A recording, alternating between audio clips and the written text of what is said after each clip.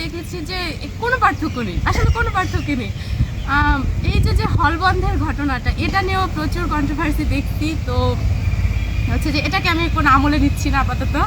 তো মানে এই যে আমরা যে পড়াশোনা করতে চাই, আমরা যে চাকরি করতে চাই, আমরা একটা ভালো জীবন চাই, কেন চাই আমরা যে মানে একটা ফ্যামিলিতে আমরা আমাদের সবার ফ্যামিলি এক না, অনেকের ফ্যামিলিতে তাদের মা খালারা অনেক সম্মানের সাথেই থাকে, কিন্তু অনেক ফ্যামিলি আছে যারা দেখেছে যে তাদের মা কতটা অসহায়, তার বাচ্চাকে যে সে আর্থিক সাহায্য করবে সেটা সে পারছে না।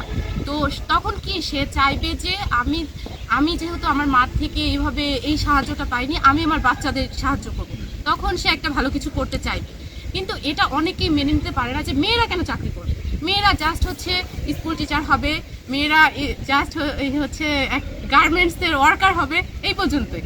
কিন্তু একটা মেয়ে যে সায়েন্টিস্ট হতে পারে, একটা মেয়ে যে ভালো ফার্মাসিস্ট হতে পারে বা লয়ার হতে পারে, এটা অনেকে ভালোভাবে মেনে নেয় না। এবং দেখা যায় যে সহকর্মীদের থেকেও অনেক সময় তারা যে একটা বাধার সম্মুখীন হয়, তাদের ভালো চোখে দেখে না।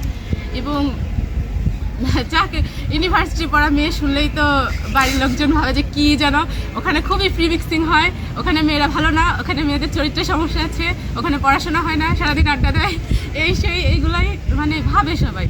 কিন্তু আমরা মেয়েরা যে একটা জায়গায় এসে কত কিছু ফেস করি, কত মানে জিনিসে ফেস করি, আমাদের যে সমান অধিকার বলে, আমরা কিন্তু সমান অধিকার চাই না।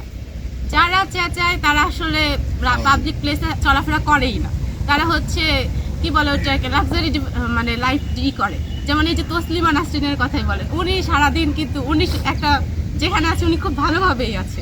কিন্তু আমরা যে নর্মাল মেয়েরা, আমাদের বাসে ট্রেনে যাতায়াত করতে হয়, অনেক সময় হচ্ছে যে ছেলেরা এই যে একটা থিওরি নিচ্ছে যে মেয়েরা সমান অধিকার চাই, ওদের আমরা দিব। তো হচ্ছে আমরা অনেক সময় আছি যে আমরা অনেকে এটা বাসে দাঁড়ায় যেতে অভ্যস্ত না, তারপরে হচ্ছে কি হয় আমাদের পুরোটা রাস্তা দাঁড়ায় যেতে হয়, কোনো ছেলে উঠেও না, বসতেও দেয় না, মানে সমান অধিকার চেয়েছে, সমান অধিকার দিয়ে দিলাম, মানে তাকে আর আমরা কোনো রকম হেল্প করবো না। তো হচ্ছে আমি আমার একটা এক্সপিরিয়েন্স বলে, আমি হচ্ছে অ্যাডমিশন টাইমে একটা বছর আমি একটা স্কুলে অ্যাসিস্ট্যান্ট টিচার ছিলাম, তো হাই স্কুলে ছিলাম। ওখানেও আমি দেখেছি যে আমারই সহকর্মী, সে ছেলে, তার কথাকে গুরুত্ব দেওয়া হচ্ছে, অথচ আমি মেয়ে হয় আমি একটা ভালো কথা বলেছি সেটাকে গুরুত্ব দেওয়া হচ্ছে না। তারপরে হচ্ছে যে অনেক ক্ষেত্রে প্রতিবন্ধকতার সম্মুখীন হয়েছি, যেমন